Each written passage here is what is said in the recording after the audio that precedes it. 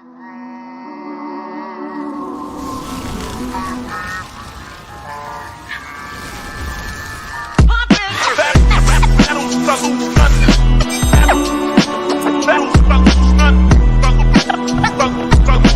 I put into it, the harder I rock. We're better than you. We're better than you and you suck.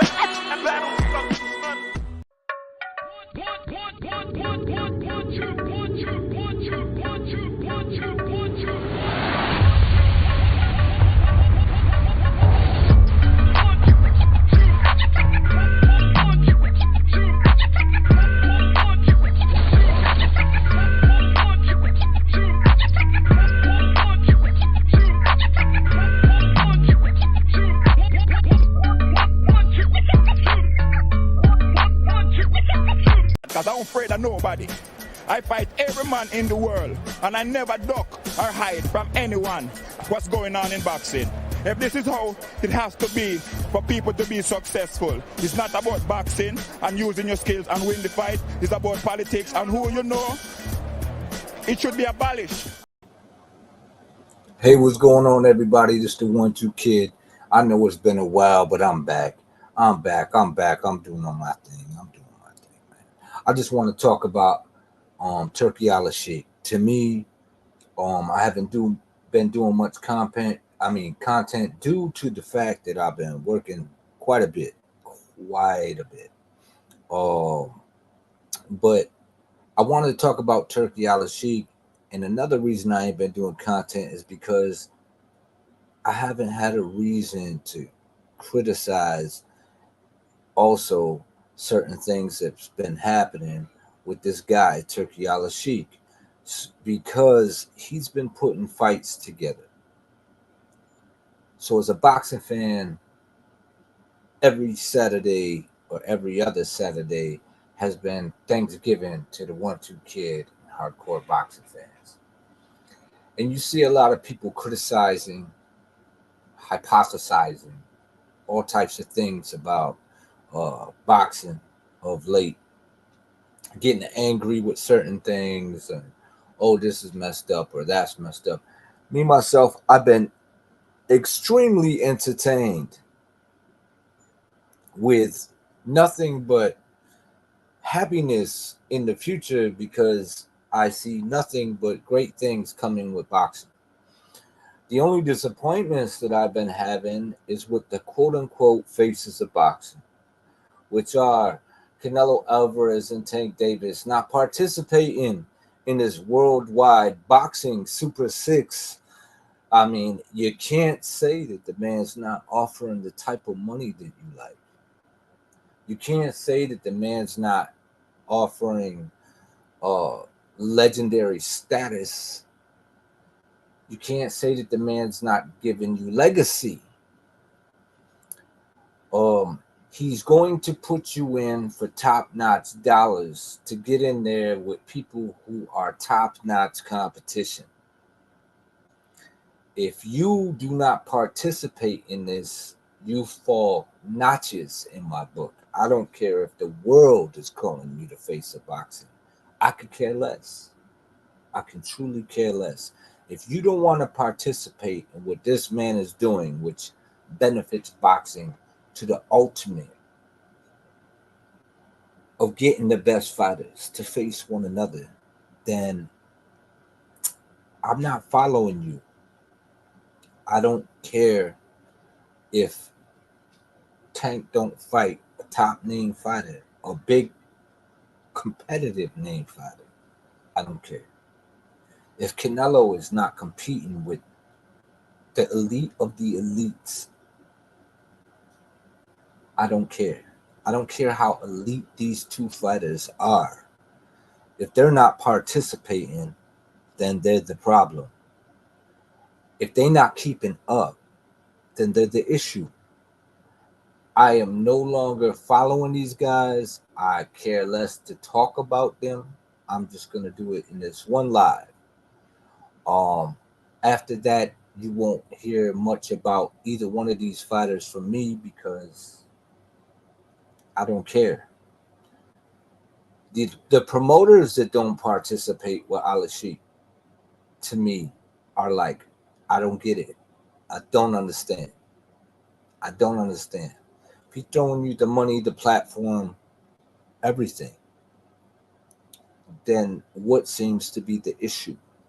As for the fighters, I more than welcome anybody to speak about them, comment about them, chit chat, talk about that. But to me, as a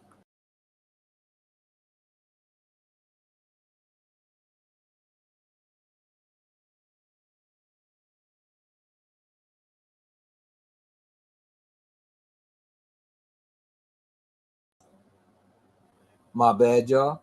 To me, as a boxing fan, I have to be involved in this. I'm sorry if I lost y'all. We got everybody up in here. I see. We got Boxing God always showing up.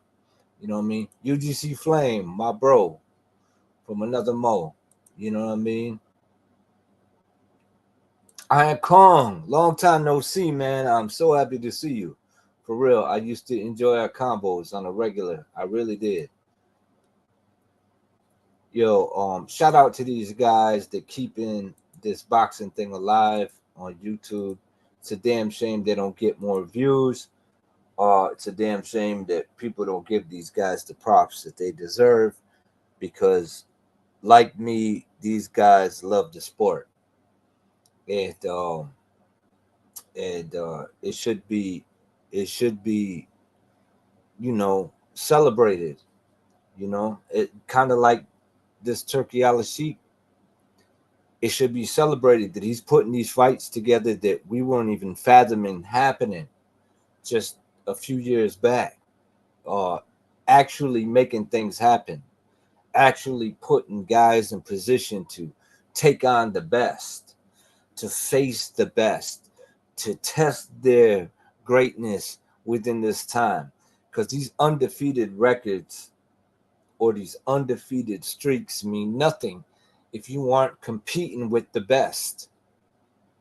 You can knock that shit out of here, man. The 1-2 kid has always had a bat for these guys that played the easy road, so I could crack that shit straight out the park, whether it be in videos or on a live platform or on someone else's platform. I've been cracking these guys.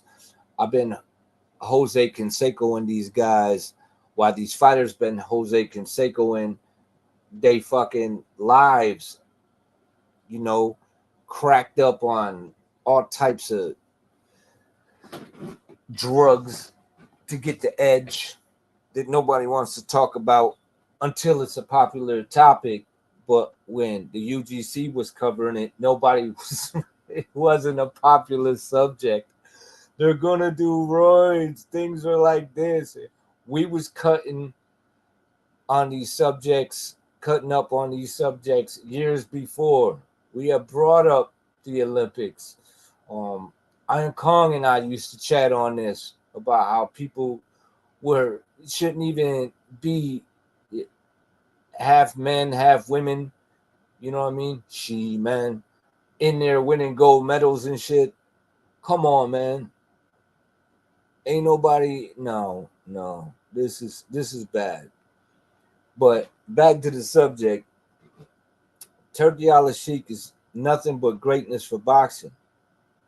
He has been given these guys, these divas, the opportunity to be great again, to do what it is that they claim they can do on a high platform, so that they can maintain these things that will basically go into a whole nother place where they can continue to do these things and continue to fight and be the best. It's like a ladder or King of the Hill shit. This is what combat competition is all about, that boxing has been getting away from. And you had people surfing on these names, fanboys surfing on these names that weren't even reaching the accomplishments that they should have. Now, titles mean they mean a lot. Titles mean a lot. But when everybody around you has a title and they don't fight elite competition, then now your titles don't have meaning.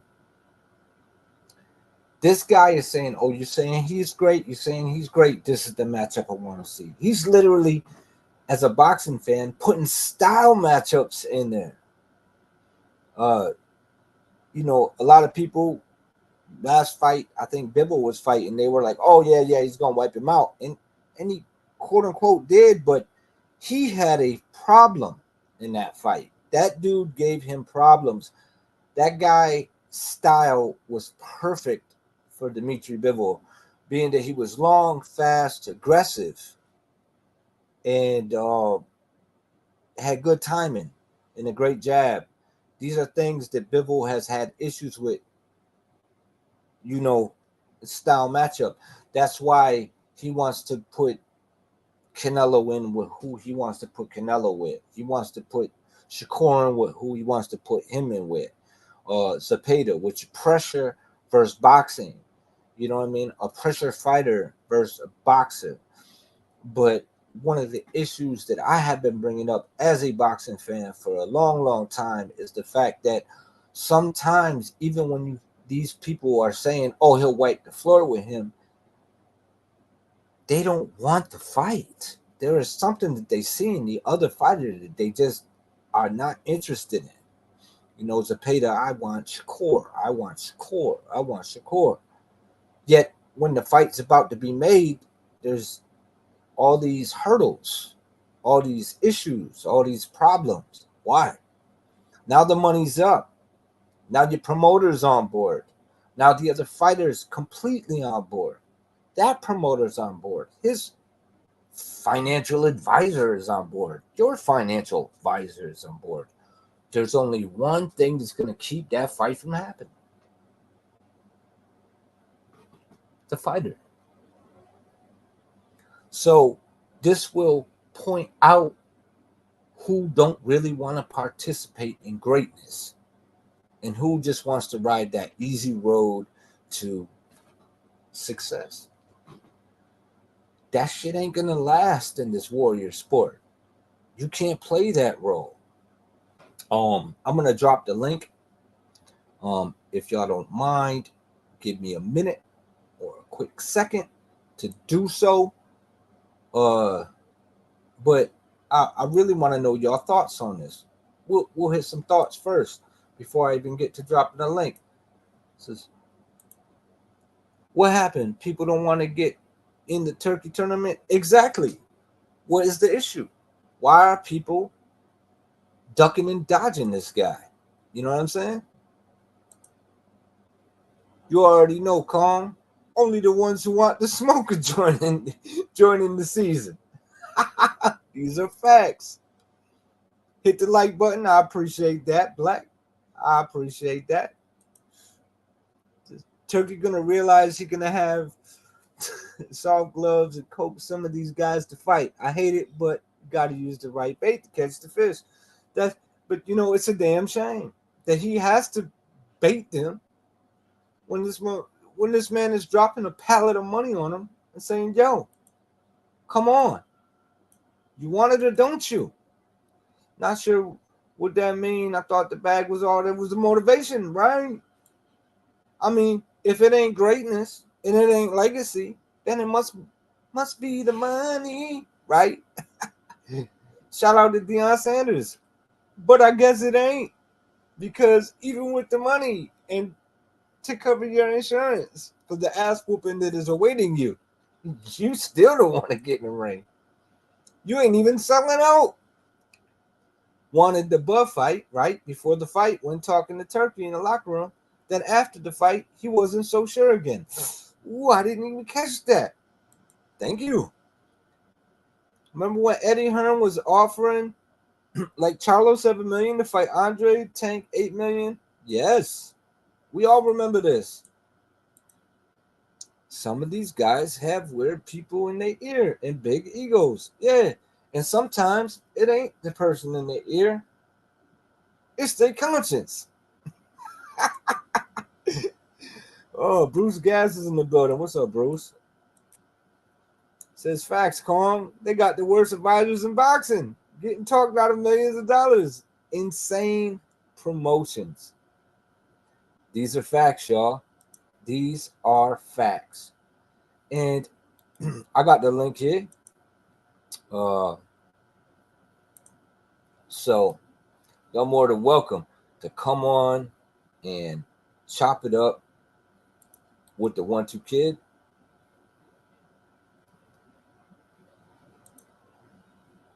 I would love to hear your opinions.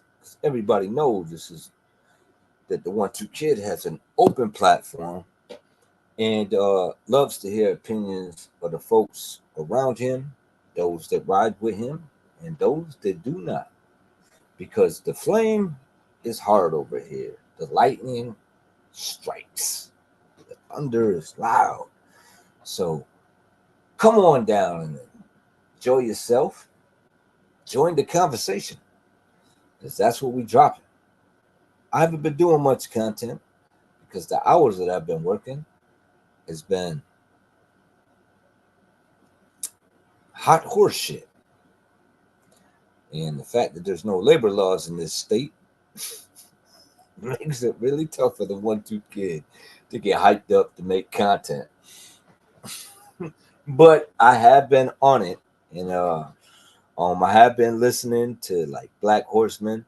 I haven't been able to comment much. I could just only listen and to my team because it's just this many hours, this many days has been insane. This is like first Sunday I've had off in a while, which is crazy. Thought this supposed to be God country. You know, working on Sundays, the devil's work. Come on, y'all, get it together. What's going on? What's going on in this community? What's going on? But I am very happy with Turki Al-Sheikh. Extremely happy with this guy. And anybody who isn't tells you clear as day that they're not for boxing and that they are fanboys and they are loaded, completely loaded with you know what. You'll get to see. Instances of bullshit like this are on the rise. Shit, that's like kill some shit twice, man. Horse shit. They loaded with horse shit. You know what I mean? And all this capping and all this content that's coming out about this and that, Berlanga and Canelo. I don't give a fuck. I don't give a shit. I don't care. Puerto Rico versus Mexico. No. Puerto Rico versus Mexico was Trinidad versus Oscar de la Hoya. That was Puerto Rico versus Mexico. That was the best versus the best. This is not that. This is not that. This is low-key a professional exhibition. I'm not interested. And I would probably be more interested if Canelo, not even Canelo, but the promotions and boxing itself, put Munguia in there with Berlanga first to hype the fight. That might have worked a little better. And then the winner of that might have got Canelo. You know what I mean? That would have been, like, I wanted to see him fight Benavidez. But, you know, Turki Al-Sheikh, I guess his money ain't good.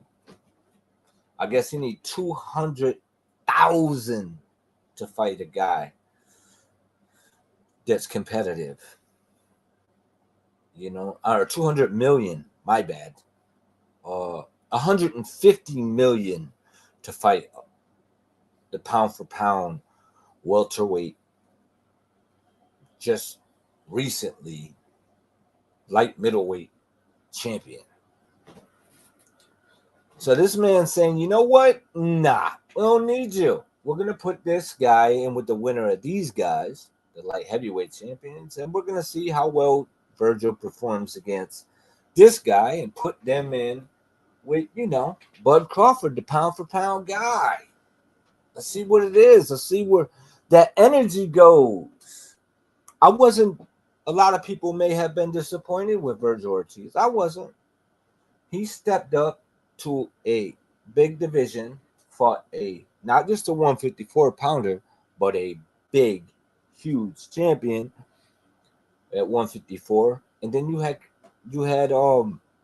Bud Crawford also move up and fight a very skilled, tough guy.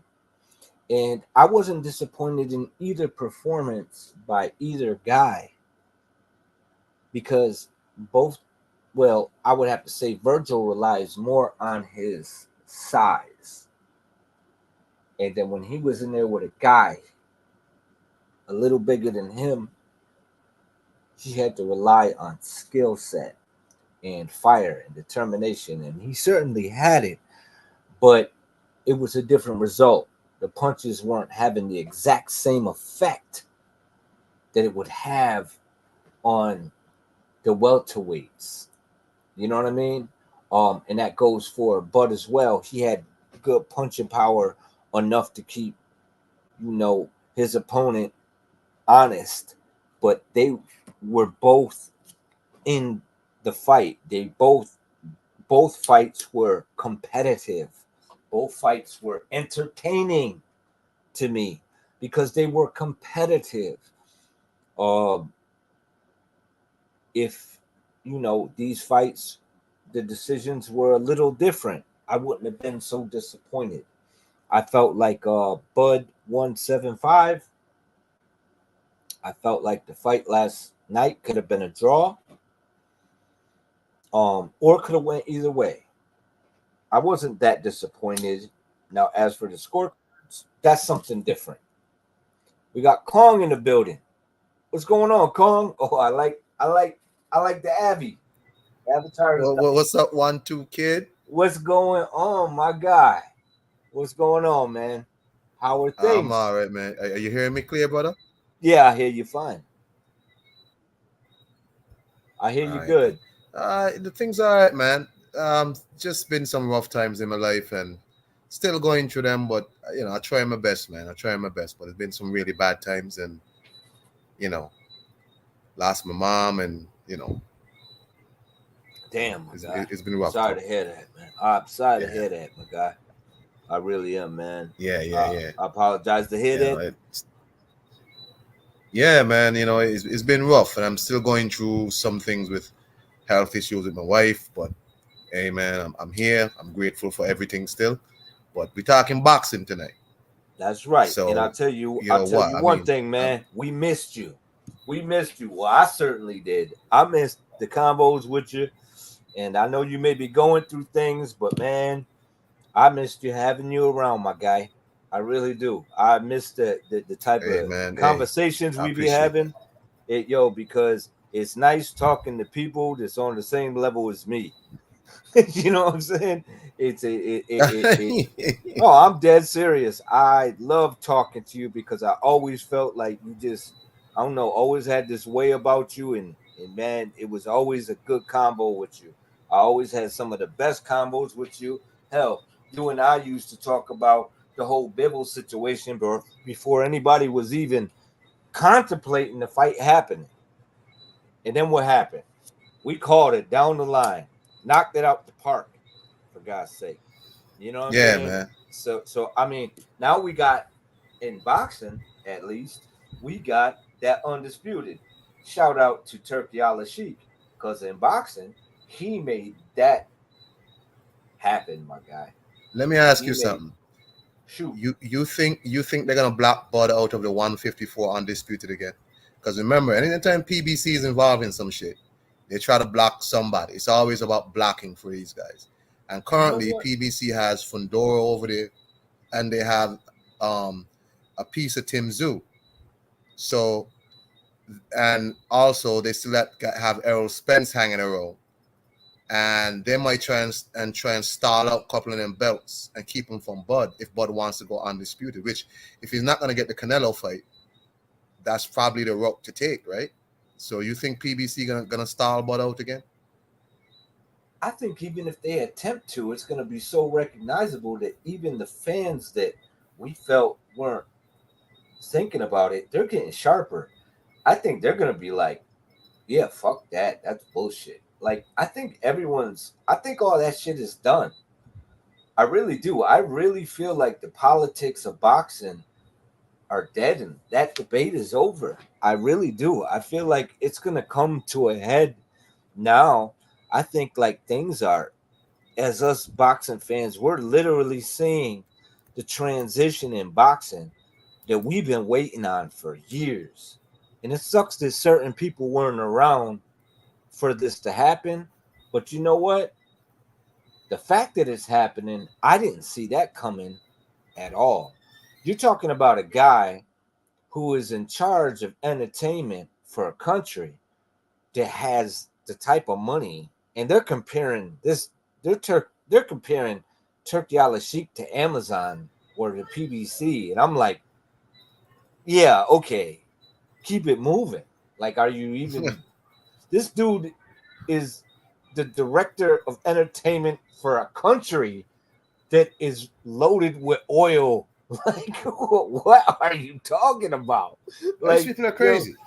No, it is. So, I mean, I feel like it's getting to the point where people are like, even the old Spence fans are like, yeah, Bud's the shit.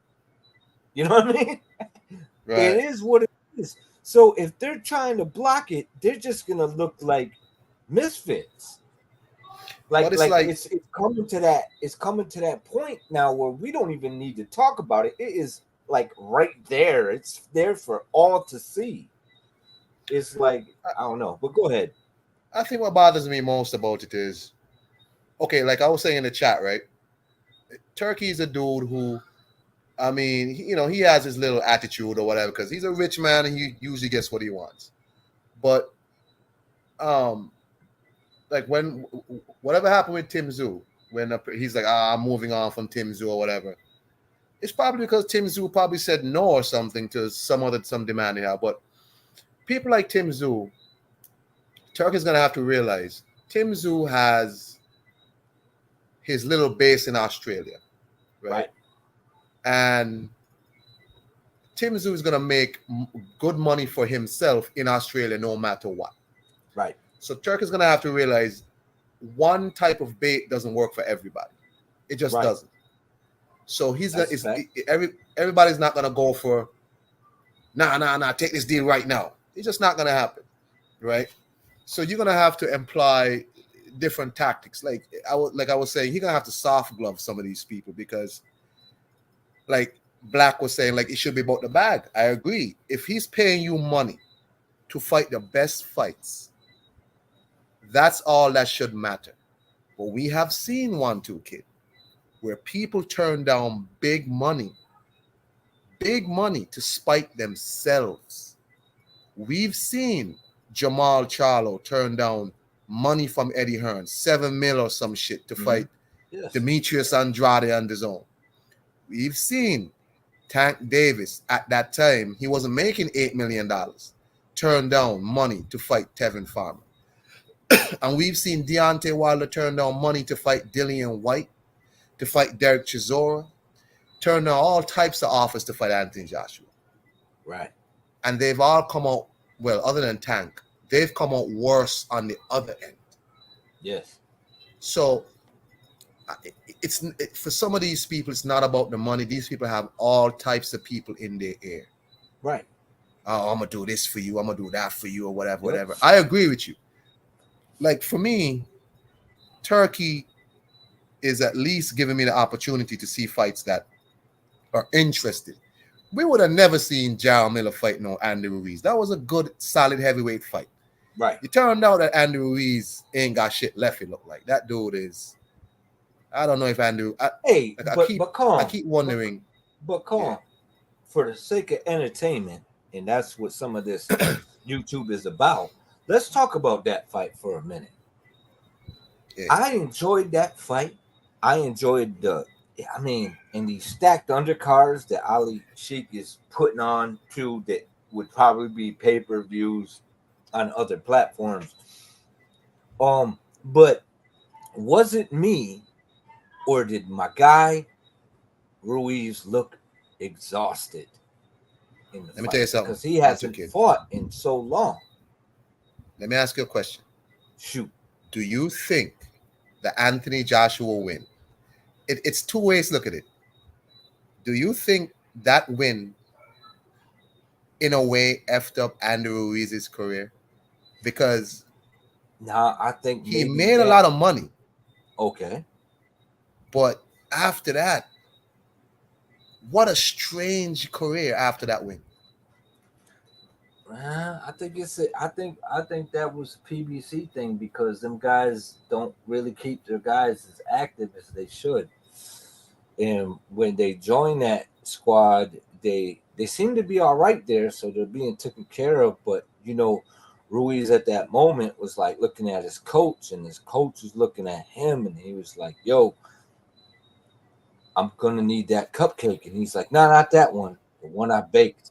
And he didn't get it. It wasn't the one he baked, and it didn't go his way. And Big Baby trained for that fight, and I'm sure Ruiz did as well. And it was a very entertaining fight. But when you're on the shelf for that long, it's very difficult to compete. Very difficult.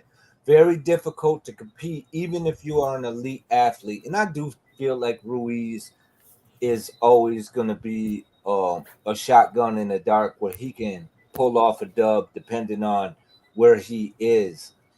But and I feel like he's somewhat talented because you don't get that far not being talented. No, Andy But- Ruiz is a very talented man. I like Andy Ruiz, right? But Right. when I watched that fight, he gassed out quick. 1-2 kid. Yeah. Like he was done by the mid rounds. He was done. Yeah. Like, he was The tired. third round he was winded, then he got a second win, but then it was still like, damn, like, and the fact that he kept going showed what he was about. You know what I mean? He had So no it choice. showed that he, 'Cause right. but Big Baby, on the other hand, too, I don't know. It's like, okay, like it was a solid fight, but Big Baby also was like, he was kind of trying to imply his kind of like, quantity over quality sometimes. Like a lot of the shots Yeah. weren't like, The shoe it's shining. just a lot of shots. Yeah, he was shoe shining. That's what they call shoe Right. shining, where he would just So kind a of lot of shoe that shine shit's it. not really doing no No damage. major damage or nothing. Right. But it was a Right. good, solid heavyweight fight. Yes, All it heavyweight was. fights don't have to be the mega fight. You need solid fights that move the division along, right? Right. I just I just find it weird that. Well, let me also ask you about the Bakoli fight, right?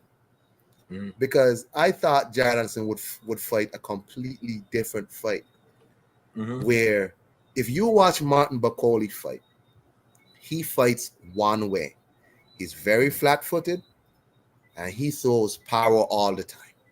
Right. Okay, And he don't have to load up either. He's just really don't load up. heavy-handed. he Right. fights like kind of like Foreman. Foreman, Yeah, flat-footed. He stands Mhm. there, and he's throwing bombs, but he's putting combinations together too, though. putting combinations. I thought Jonathan would have turned that shit into a To a track meet. boxing match. A boxing match, exactly. A Mhm. track meet. Mhm. You're gonna have to catch me, son. Right. And I'm gonna catch you in between. Exactly. But you know what? What I felt he thought was he didn't know what was in front of him. He was feeling himself. And this is what happens to fighters all the time. And I gotta give it to the quote unquote real Big Baby. He didn't quit. He gave it his all. It just wasn't enough. And he didn't do it the right way. And this is what it is you want to please the crowd A lot of these fighters want to look good first, win second. Yeah. You know what I mean? One of the issues with Shakur that I've seen has just come is that first fight that he had that was extremely boring. And you know, I was a avid Shakur fan, still am. But the thing is he looked awful in that first fight that he had fought the 2 fights ago. And then in the next fight, he did what everybody wanted him to do, and he looked bad still. He could have got that guy out of there, but he didn't set him up with the jab. He was caught up in trying to please the crowd. That exact opposite of what he's talking about on Twitter. So none of this works for him. None of it. So I mean, like, none of that shit works for him. I really feel like he could have just let that knockout happen by setting things up with his jab, but he chose not to walk in and just try to muscle his way in. And even when he did that, the crowd didn't like him. Why? Because he put the pressure on himself to get the guy out of there. I'm going to get him out of there. Everybody heard it. They're in your corner. There's a camera there. We've seen it with Canelo. When Canelo said, with Canelo and Triple G, when Triple G said, stand in front of me and go toe-to-toe with me in the second fight, and then he boxed. That's what lost him the fight. You understand what I'm saying? I got what you. Lost him the fight was the fact that he set up his own scenario to lose. He said, stand in front of me. Canelo did, and may have got edged in the fight, but because you said stand in the middle of the ring with me, and he did, and you moved, well, there you go. There you have it. It's that simple. So stop putting the extra pressure on yourself as a fighter that you don't need. You're already in there with an elite fighter. Allow your skills to do what they do. Allow you to do what you do. And you gotta fight your game, man. You can't listen to nobody else. Fight your game. Do what you do, and do what you do well. And he could have did a hell of a lot more in that first fight, and that goes for Shakur. But you have to keep in mind, the guy that he was fighting was a counter puncher as well, a power boxer puncher / counter puncher, and he would catch guys in between the shots. So he wasn't initiating. And if you ain't initiating against a boxer / counter puncher, that's the style matchup that you're gonna get. Both of these guys are raising each other, and they're both a little concerned with what's coming, and they're not seeing, and they're very cautious on not making mistakes because neither one wants to be countered or look bad. So it's no longer it's not a good look. It's not a good look when you put 2 counter punchers in there with each other, because they're both waiting on something that ain't coming. You know what I'm saying? True. Thank you. Yeah. Old lady came in, dropped me off a present. She's the bomb, as usual. But yeah, man. I mean, so that's what it is. But when it comes to Turki Al-Sheikh, at least he's trying to put the matchups in there. You know what I mean? Absolutely. At least he's trying to make it happen. And like you said, he might need a softer glove when it comes to getting to people. But what I'm trying to say is for the majority of boxing, yes, I can't criticize him. I can, for what Canelo has accomplished in his career, I get it. Yeah, everybody following him. He's got a good following. He don't need certain things to do certain things, but he's carrying titles. He's carrying titles, and he ain't fighting the number 1 guys. And that goes for Tank Davis as well. He's in there, he's fighting names, but he's not fighting the elite names. He's not fighting the guys that could give him the most issues. Now he wants to fight Lomachenko, and Lomachenko was talking about retirement prior. And I'm like, but I still wouldn't mind seeing the fight. I would like to just see it get done, but it's probably not going to be what we anticipate. And I never said that Tank Davis was a bad fighter. I always said he was an elite fighter.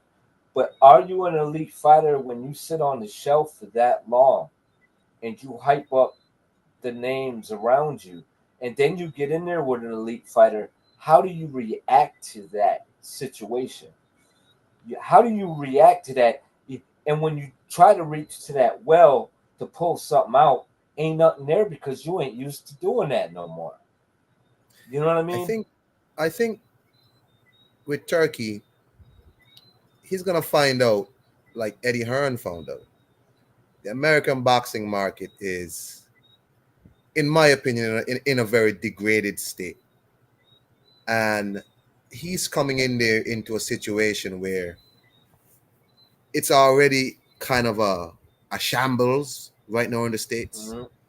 He's trying to work with people who have made a living off of parasiting the sport, not really actually competing in the sport. Right. So they see Turkey, and he's trying to do this, he's trying to do that. But yeah, he has money, but he also wants you to fight for that money. Right. They're like, well, why I gotta fight? Just give me the money so I can fight. I haven't been fighting with it, and I think parasitic is a great analogy on your part, because that's the word I've been looking for about how they've been sucking the life out of the sport. Exactly. You know what I mean? Sucking the life out of the sport, and the fact that the fans have been backing it. I mean, hard body, like my boy Angel Santos says, meat shielding. Meat shielding. Meat shielding. And it's let me tell you something. Let me give you an example as to why this culture of boxing in the States right now, and I stress on the boxing in the States because that's the market I'm in.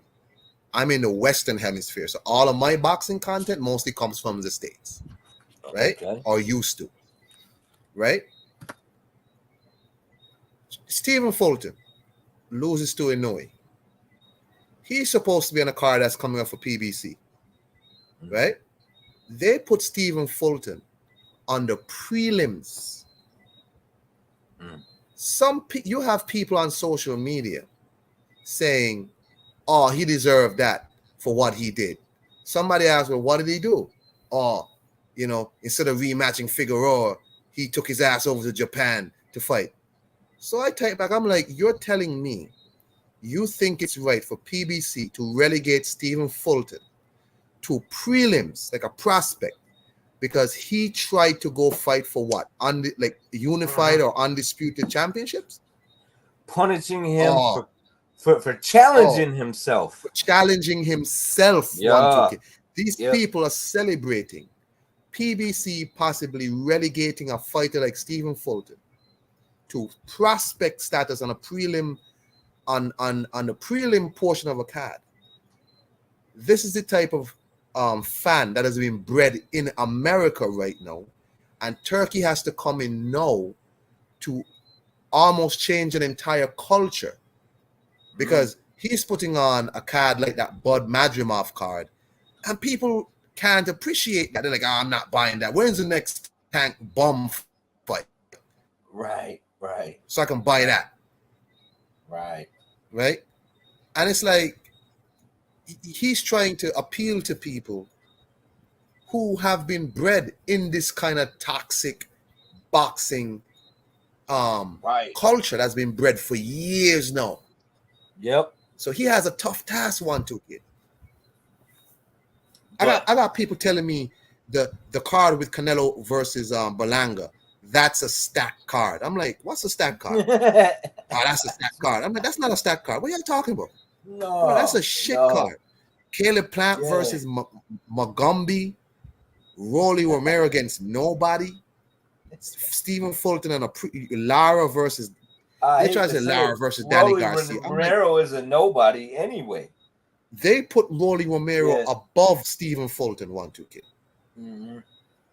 You understand me? Yeah. And people are telling me that's a stacked card, not the one that Turkey Al-Sheikh put out. Yeah. I'm like, y'all crazy. But this is what people see now. You're missing out on. They missing out on all of that shit, and it's a shame. But you know what? Turkey has the account to throw a dud, even if it's a fire card. And that to me is the start where he can throw money at this for as long as he wants to do what he wants and put these matchups together. So to me, if you ain't on that ride, then you miss out. I don't care if you're talking about the Canelo and Berlanga card is fire. I could care less. The conversation is dead. That you know what I mean? That's the title of the video. You know what I mean? There's no debate. The debate is over. I could care less about the people supporting these people, what they're doing. I'm talking about what's being done. What's being done for boxing right now is this dude is like a home run hitting contest when we've been seeing butts for years. This motherfucker said, all right, cool. We're going to give y'all 60-mile-per-hour, balls to crack out the park. You know what I mean? Right. Like that's what I'm talking about. You know what I mean? Why they're looking for that in the fights. The people who don't want to compete are looking for the bad pitcher so that they can hit it out the park. But you put a good pitcher in front of them and they strike out every time. Or they look normal. And it's okay to look normal when you compete because that means it's competitive. Right. You see competing guys in there and it's competitive. We seen a competitive fight last night. We seen a competitive fight with Bud Crawford. We seen a competitive fight with Bivol, with this quote unquote no-name guy. It was competitive until we got the stoppage. Bivol needed to turn it up and be a different fighter in that fight if y'all don't recognize that. He had to punch between punches and let it go because dude he had to get real aggressive in that fight. Yes. Dude was dangerous as fuck. And guess what? The face of boxing wasn't. Deal with it. I'm not lying. The face of boxing wasn't competitive. Yo, am I lying, Calm? You're not lying. Turn it up to third or fourth gear with Canelo? No. That motherfucker was in second and first. He was in cruise control. He was just beating the shit out of Canelo. Yeah, man. And I told people this was gonna be easy work. Like this is gonna be easy for Bivol. Yup. And that's why it was so hard for fucking Bud. He was in there with a guy who had feet. And he still won. He made adjustments. Yep. Your boy Canelo didn't. And he paid the price. And if he did, it might have ended worse for him. Because you see what Bivol does when he's pressed. Yeah, when that guy, as you said, he had to put that dude out because that guy was not going to stop. That dude was dangerous. He was snapping Bivol's head back in that fight, and I was like, Turkey Al-Sheikh is a motherfucker. He put this motherfucker because I seen the Richards fight with Bivol, and I was like, he was long, he had a good jab, a good right hand, but he wasn't aggressive. He was a cautious fighter. This dude was aggressive, had a great fucking jab, was long as fuck, was decent sized, long range, judged distance well, had speed, and was aggressive. I said, yo, Bivol gonna have to he's gonna have to pull some tricks out the bag. And he did. And it was his first stoppage when he was pressed. That tells you what greatness is. The moment he was pressed, he ended it. He went back to the old Bivol. He got that motherfucker out of there. He said, I ain't getting paid for overtime with this motherfucker because it ain't going to go my way the longer it goes. It ain't going to help it ain't going to help. It ain't going to help me no way, shape, or form. And that's reality, and that is boxing. And that is championship status, and that is big champ shit. He made adjustments and got the motherfucker out of there. You think that a lot of these guys who might be Well, not that if you think. We know. A lot of these dudes who might not want the turkey tournament is because they know this dude want fights. He's not gonna put you in no squash fight for you to just look great all the time, because it's impossible to look great all the time if you're fighting top competition. It's impossible. Right. You understand? No one looks great all the time. Even if they win, you don't look great all the time. The great Mayweather, Not when you fight against elites. Maidana. You know? Right. So, but a lot of these dudes, they want squash fights that it's like when Calvin Ford said, we're not going to fight Shakur because he not going to let Tank do what he do. I'm like, why the fuck would he let Tank do what the fuck he want to do? Right. And it's he needs to fight his fight, and Tank need to stop him. Hey, man, you got into the game to be the champ and to be the best at what you do. Whether fuck boxing and anything, you want to be the best at what you do. The moment you stop wanting to be the best at what you're doing, then maybe you should try something else. If you ain't, how many times you walked into a fast food restaurant and you got bad service and was like, why don't you do something else if you can't be polite? Hey, how you doing? Let me get this. Look, I ain't got time for that. Like, what the fuck? Why are you getting paid? For you. That's what these boxes is doing. They like, look, man, I ain't fighting that dude. I ain't got to fight nobody. Yeah, but they get I do what I want to do. Yeah, he can do what he wants. He can do what he wants. It's like you are the consumer, dumb fuck. You are the consumer. Like, why are you cheering for this guy? And then they see Turkey come over. And Turkey's like, Tank, you want to fight? Oh, nah. He got to send me 2 Ferraris for me to talk. I'm like, what? What? Yeah. And people are like, yeah, man, he got to send you something first. I'm like, yeah, get the fuck out of here, man. Hey. Fuck you. Yeah, how many Ferraris can you buy with the amount of money you're about to give you? How many Lambos can you buy? You could buy quite a few. So what the fuck? He don't need to be driving. That dude. What? Now you can't even pay. You can't even pay cash or check or credit for the shit. He needs to send it to you. You need it directly deposited to your driveway. Like, you can't even work for that. Like, these motherfuckers is Ubered out, man. They need to Uber for everything. You need to Uber me a title. Do you think Turkey's gonna stay long? Yes. I think he's gonna do it. I think he's gonna do it for a while until he gets tired of it. And then when he gets tired of it, all those fake ass fans are gonna realize what they swatted away. All those fake ass fighters are gonna realize if he decides to. Or it might go, I'm guessing it's gonna go the other way though, Kong. They're gonna get washed out. All the casuals, like I'm not talking about good casuals. I'm talking about the bad casuals that just jump on the bandwagons and all that shit.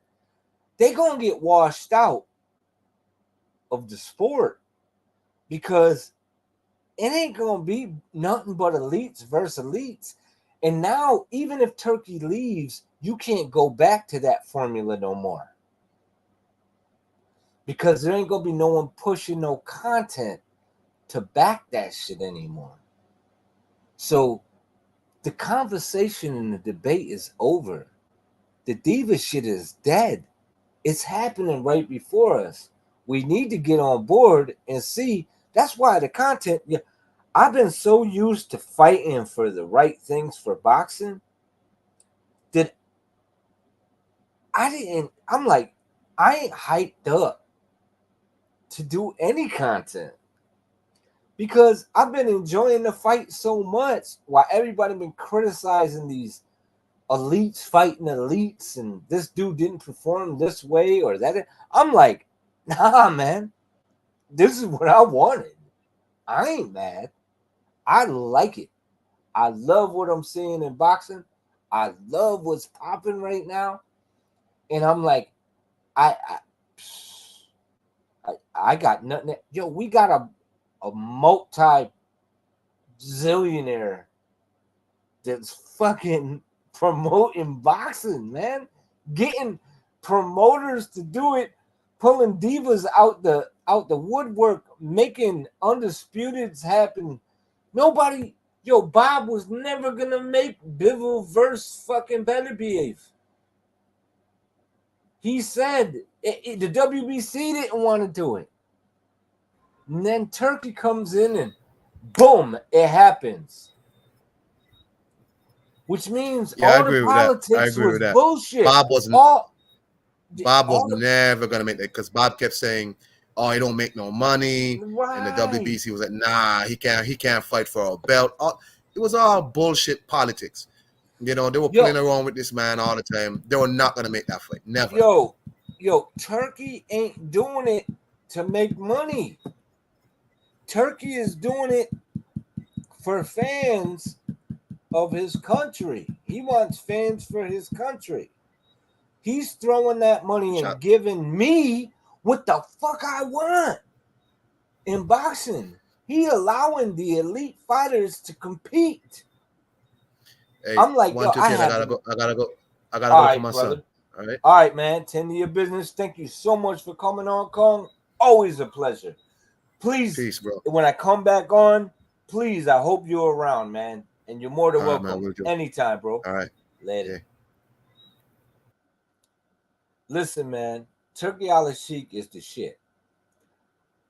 You know what I mean? I feel like he's the guy. I thought Turkey was good for boxing. However, his cards always usually favor his premier fighters. Okay. Bob, it was Bivol and Hearn that turned down the fight 2 years ago. Okay. Not true, but okay. It was Beterbiev who pulled out the fight, Tony. He's the one that continually said that Bivol talks a good one, but he don't want no smoke.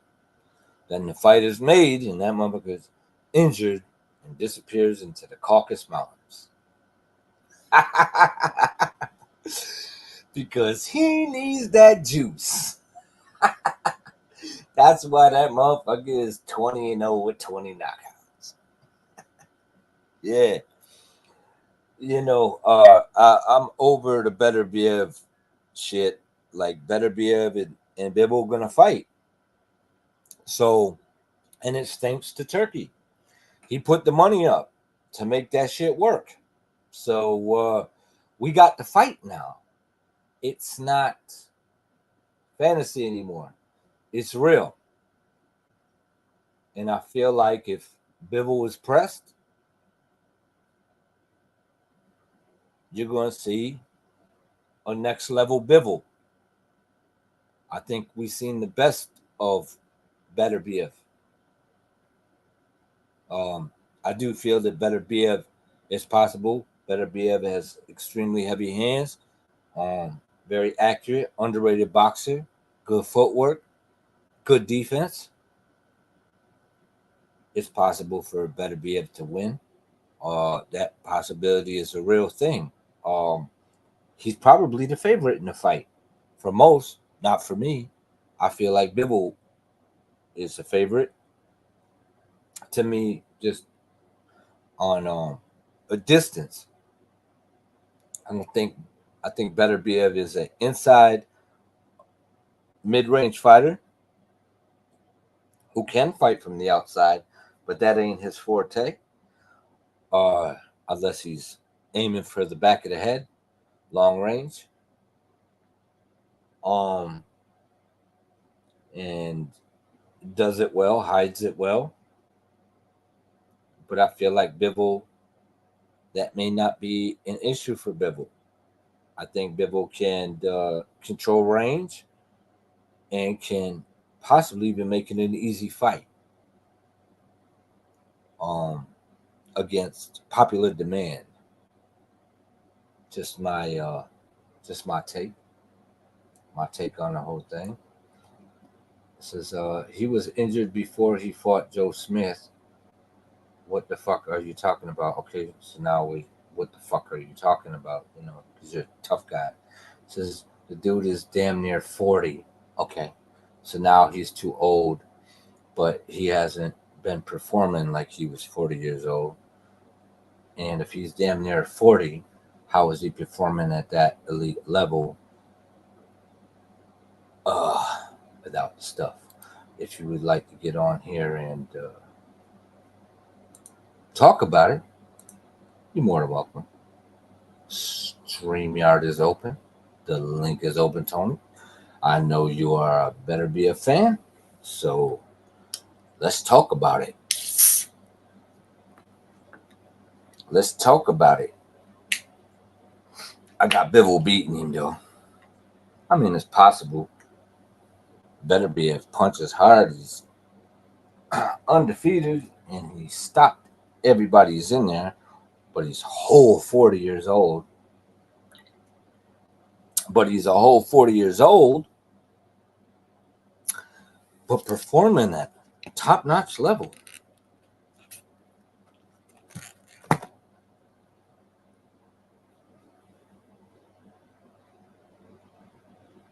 You know what I mean? And before every fight, usually the big fights, he has some sort of injury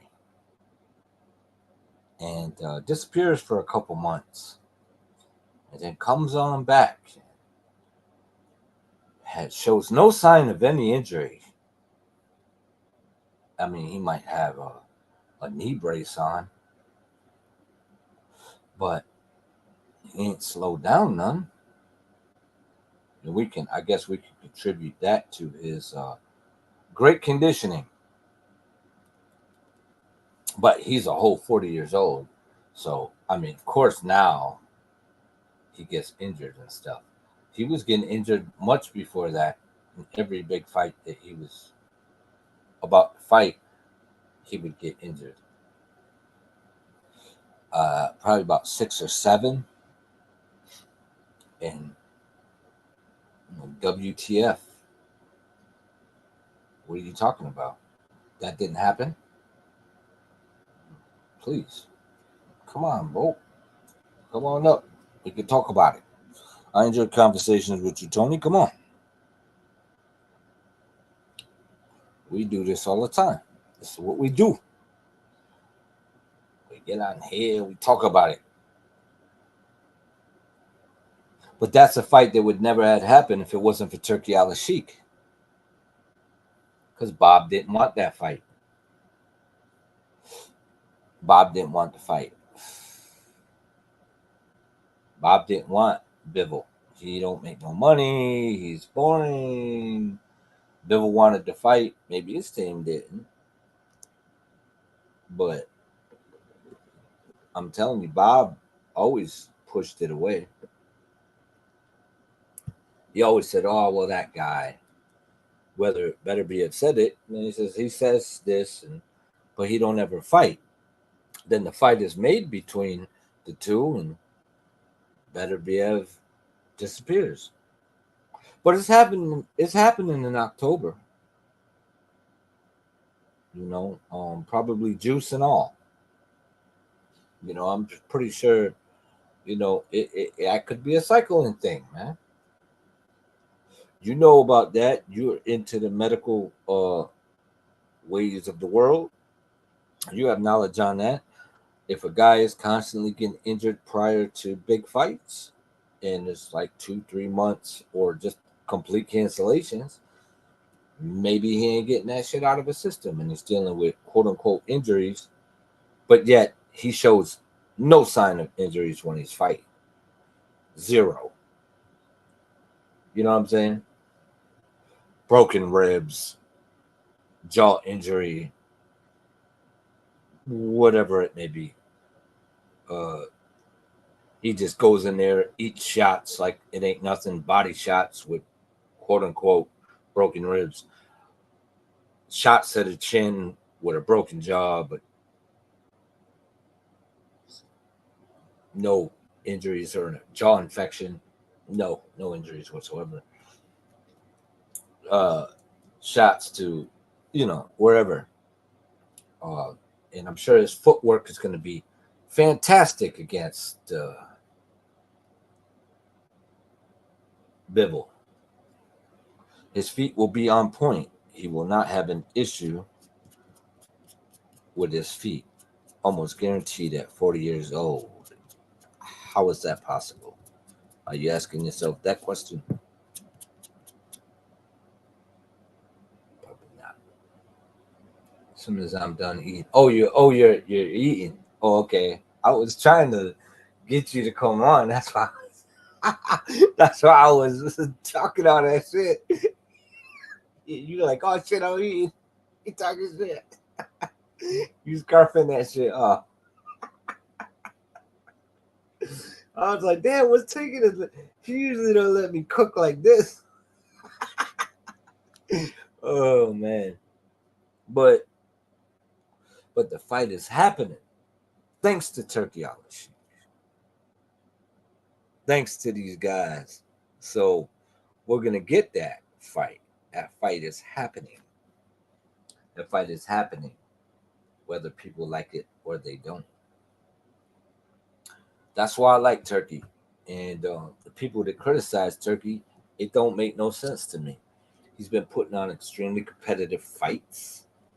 He's got a complete lineup. He's trying to make Zepeda and everybody else in the process. Oh shit! What is it? Fuck me? No, fuck you.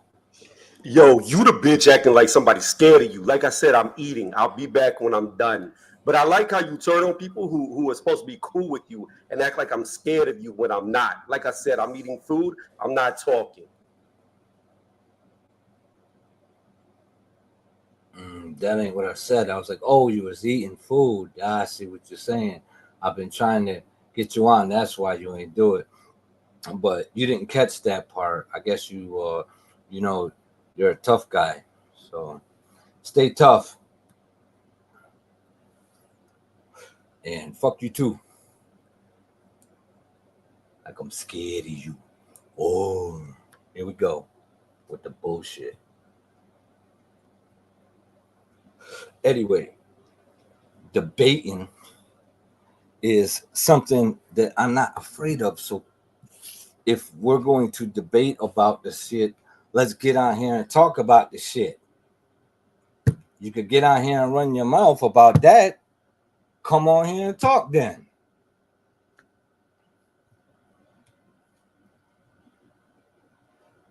Somebody's scared of you. Fuck, man. Whole sucker. Took what he wanted out the conversation, but didn't want to get on the shit. Corny.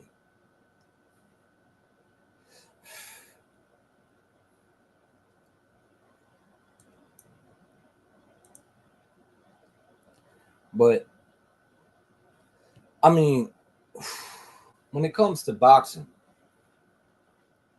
I really feel like this is the best for boxing.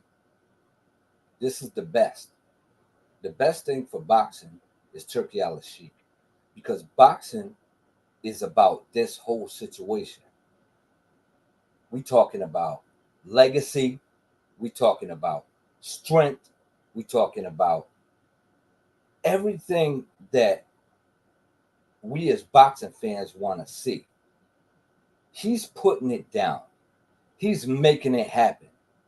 He's making things work. He is making it happen. As boxing fans, we got to appreciate what he's doing.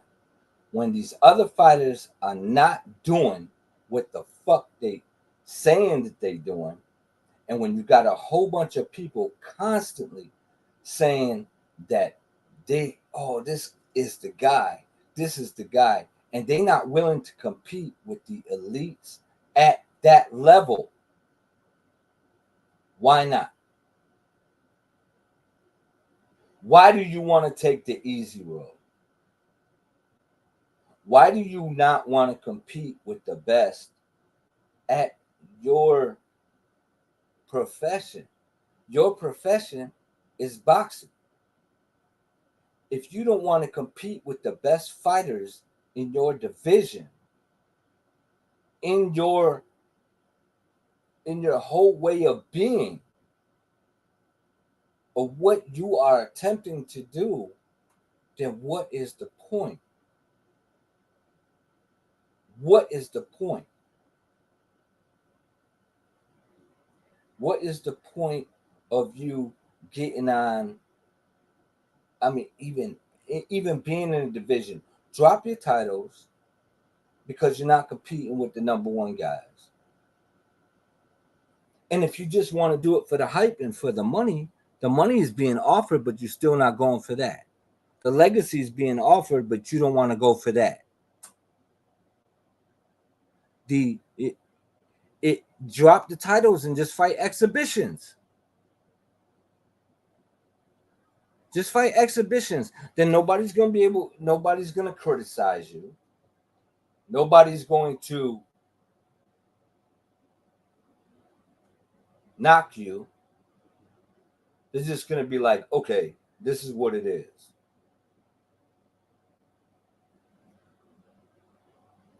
So let's just keep that in mind. Let's keep that in mind. You either be the top, be who you're claimed to be, the face of boxing, or you're not. Stand down. Let it go. Let it go. Because there's no point in continuing to hold on to a facade that ain't real. You don't want to compete with top-notch competition. You don't want to compete. You don't want to fight the fighters that the fans want to see you fight in your division. Well, then what? What are you doing then? Who are you competing with? Where are you going? Where are you going to be headed? Other than just playing that role of just kind of caking shit the entire time. You know what I mean? What's the point? What's the point?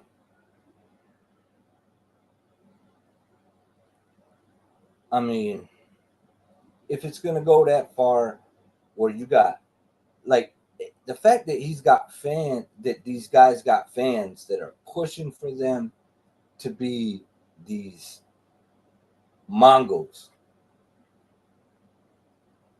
these great fighters. You know what I mean? And you got guys lingering out there that are elite and you don't want to compete. It's just beyond me. And what Turkey is doing is not only is he putting these fighters in together, he's making good matchups. Styles make fights. He understands this as a boxing fan. So he's going to put these two dudes in there together, and you may not even think it's going to be a good fight, but it winds up being a good fight. It winds up being a good fight. And you wind up being entertained. It may not be a big name that these guys is competing, but they're competing for titles. But the guy is a good fighter. He's got guys moving up in Virgil Ortiz and Bud Crawford, taking on good fighters at a higher weight class. And they're pulling it off, Bud Crawford and Virgil. Some people might debate the Virgil win. Some people was debating the Bud win. But they pulled it off, reaching for greatness, making adjustments under hot situations. So I hope that fight happens. I would like to see Virgil versus Bud Crawford, pound for pound guy in unification. I would like to see Shakur Stevenson and Zepeda. What you have the boxer versus the pressure fighter. The pressure fighter usually gives boxers a hell of an issue. Pressure fighters usually have issues with boxer punchers / counter punchers. But Shakur is also a counter puncher. So that makes for a very entertaining fight. He's going to press him, unlike others. So he's going to press Shakur to show his skills of what he is or what he's not. Or what a lot of people have been claiming him to be, that he's just talented to a certain point. But how is he going to react in that situation? He's given us Bivol and Beterbiev. We got Bivol and Beterbiev.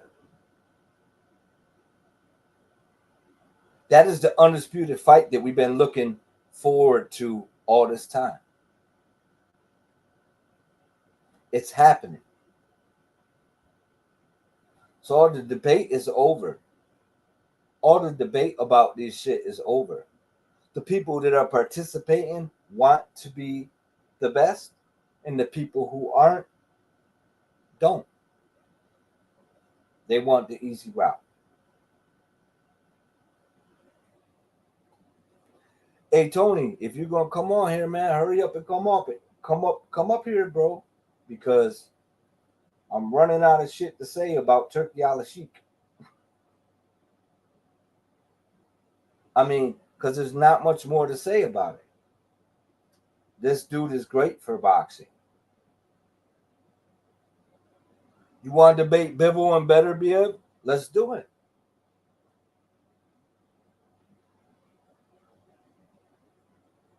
I mean, that is what it's about. The point is easy money. Right, easy money and legacy as well.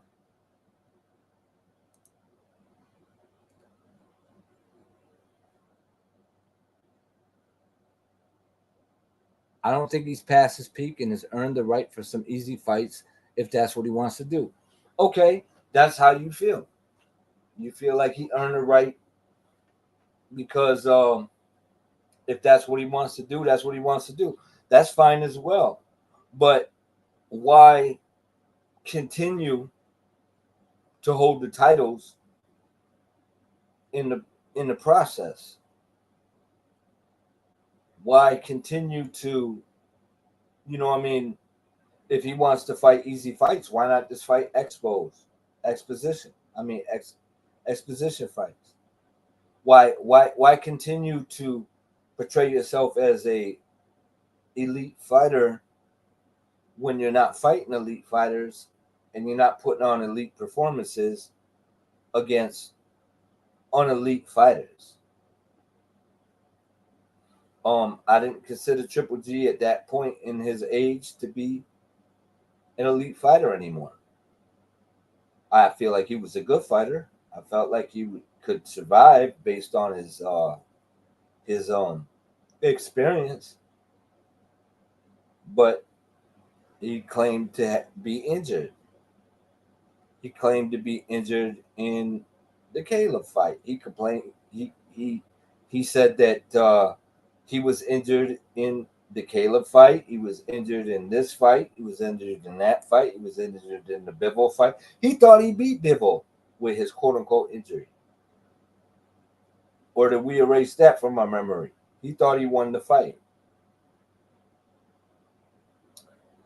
And then when Bivol wanted, after the Bivol fight, when he was willing to take the rematch at 175, the rematch wasn't made because he wanted more money. So then when he agreed to fight him at 168, it wasn't made because he wanted more money. Or he didn't want to give up he didn't want to risk losing his titles and allowing that man to be undisputed at 168.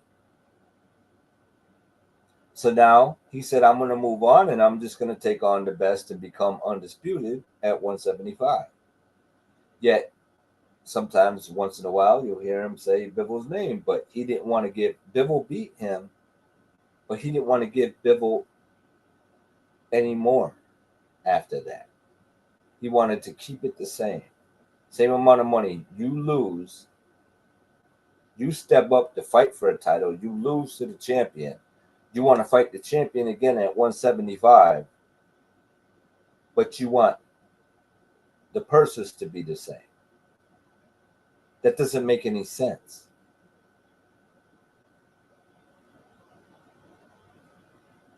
That doesn't make any sense to me. And then who does he fight after that? Ryder, Canelo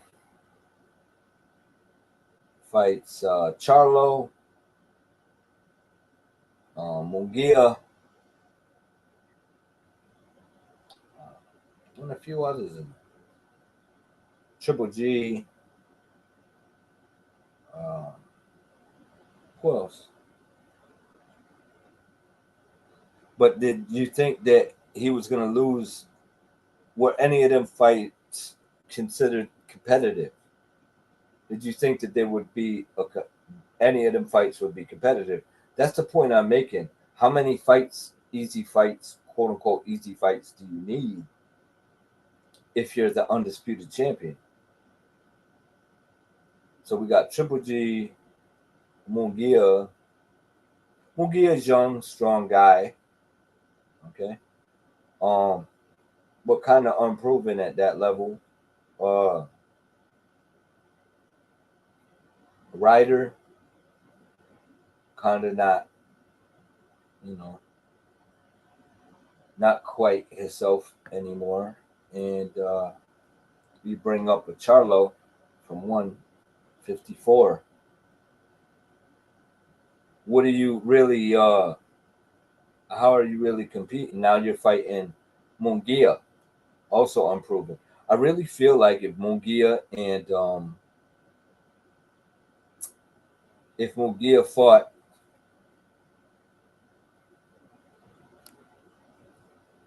Berlanga, now you can sell that as Puerto Rico versus Mexico because you got guys kind of in the same realm. I feel like Munguia has fought better competition, but you can still sell that. And then the hype behind that, the winner can take on a Canelo. Like, it's just a way of promoting it.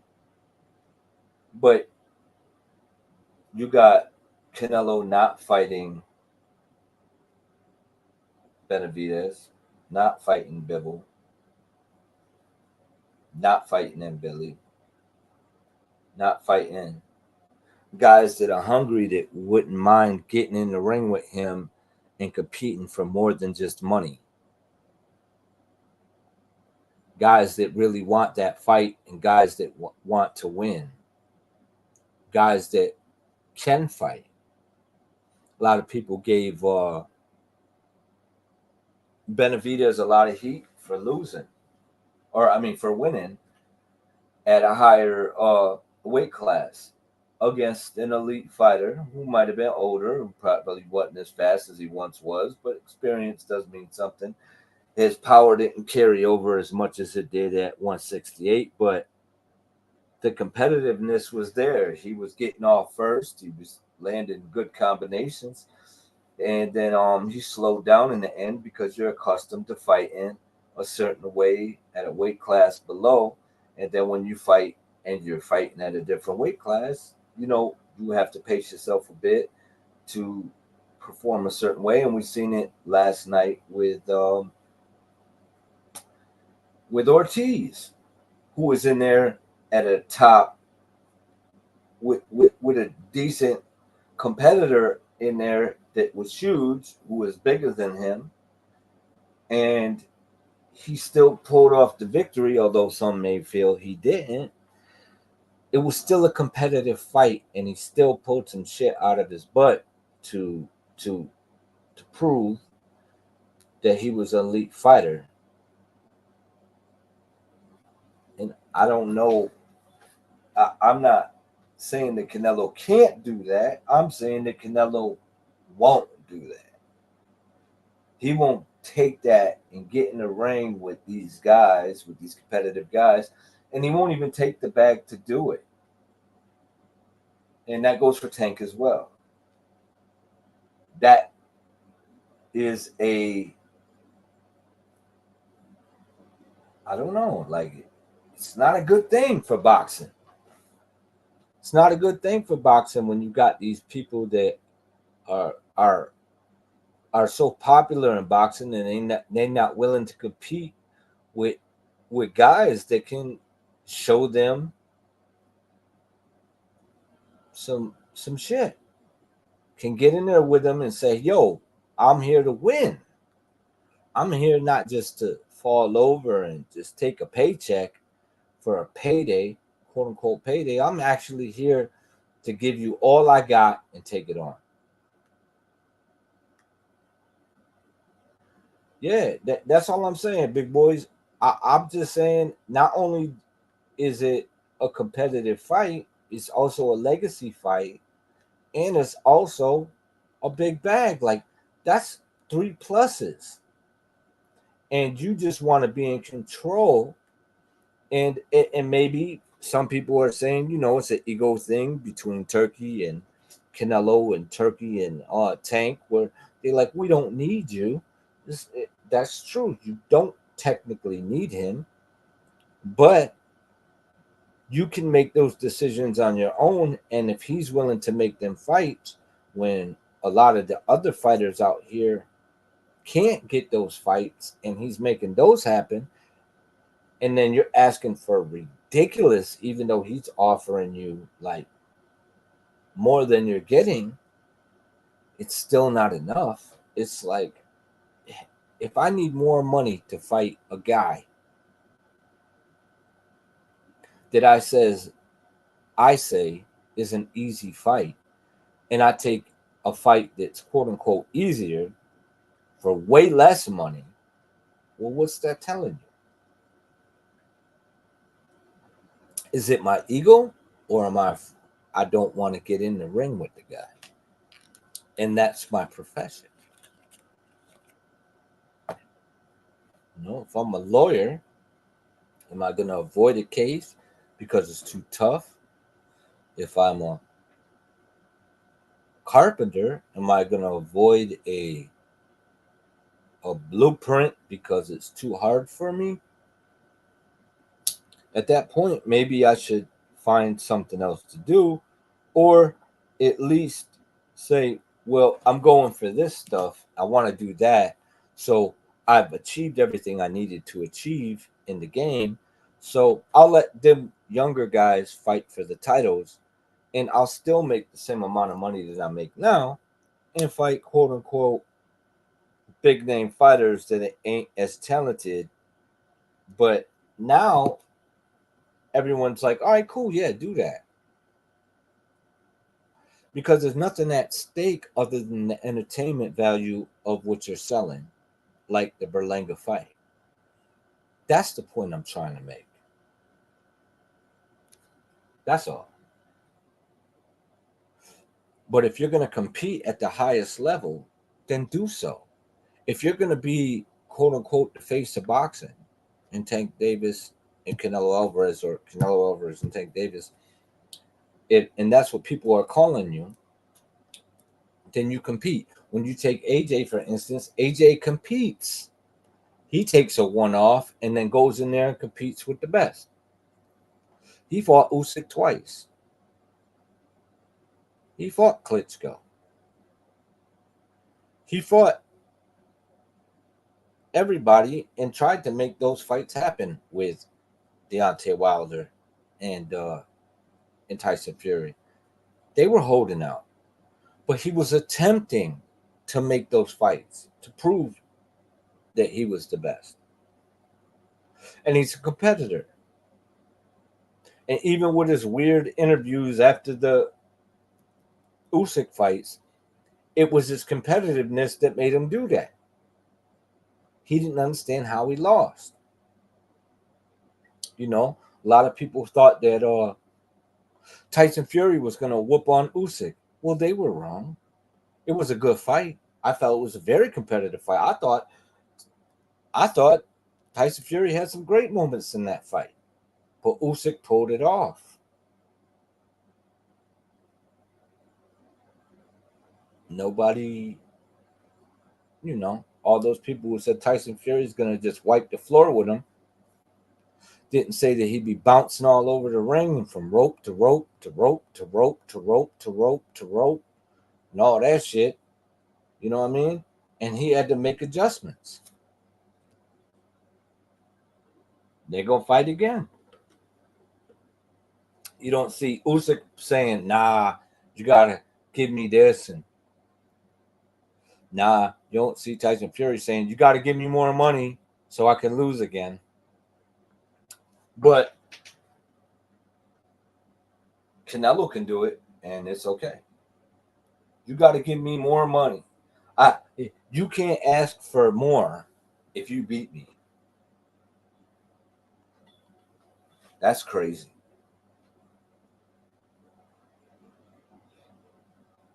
Because, I mean, how much money do you need? You're a good fighter. You're a great fighter.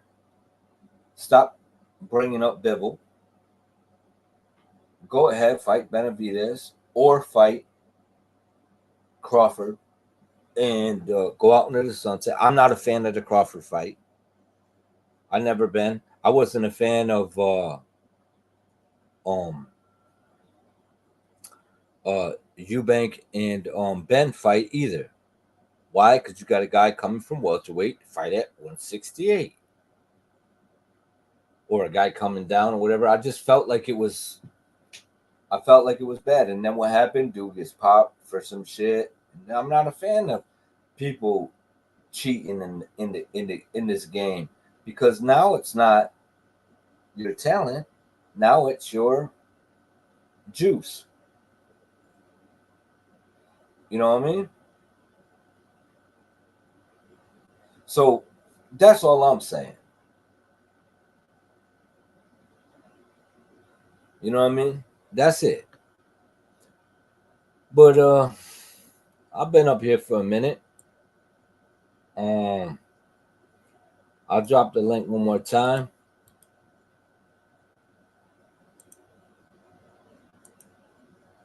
If anyone wants to come up and drop some knowledge or has an issue with what I'm saying or just has some shit that they want to say, you're more than welcome. This is an open platform.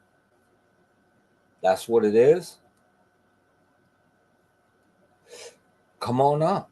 Come on down. State your case.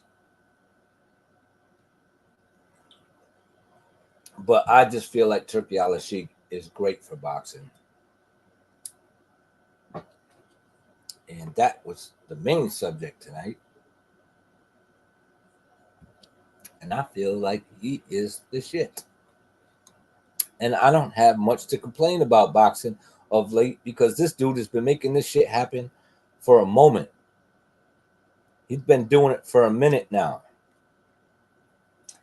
And the fact that the support ain't there is insane. When the promoters are supporting this guy, and the promoters are being a little disappointed because they put their guys in there with competitive fighters and they competitive fights, and they like shit.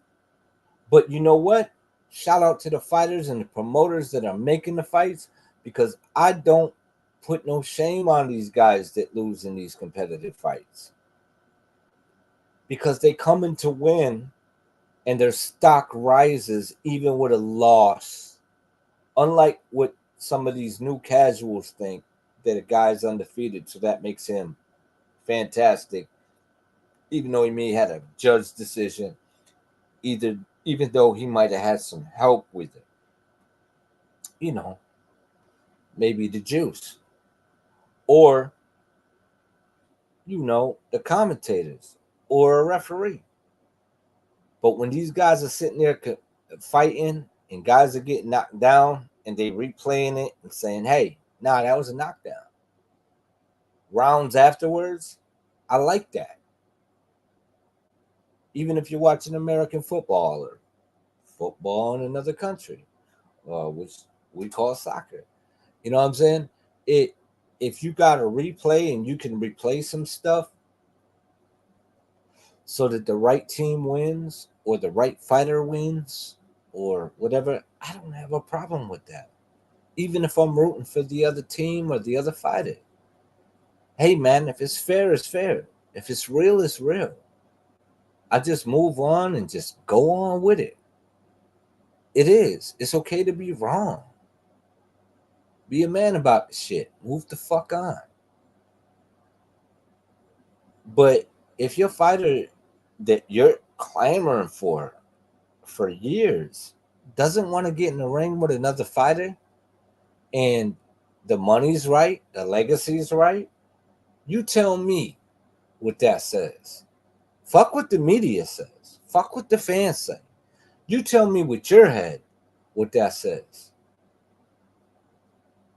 You know what I mean? This is TAC. Truth hurts crew. Hurts feelings out here. I'm hurting feelings out here. You know what I mean? A lot of channels do. That's why they don't grow. But you know what? They were well respected. And I respect the channels and the people that get on this shit and talk that real shit and don't talk that bullshit, whether I agree with the opinion or I don't. You know what I mean? If you make a good point, I'm going to point out that you made a good point, even if I don't like it. If it's a good point, I can't deny it. Well, this is the 1-2 Kid signing out. And enjoy your night, y'all. I tried to stick it out, but it's getting late. I got to get up at like 3:30. Take my ass to work. Thanks for coming through. Shout out to the UGC. Shout out to everybody that came through tonight, especially my boy Iron Khan. Hey, man. Turkey Al Sheik. That's the man. Peace.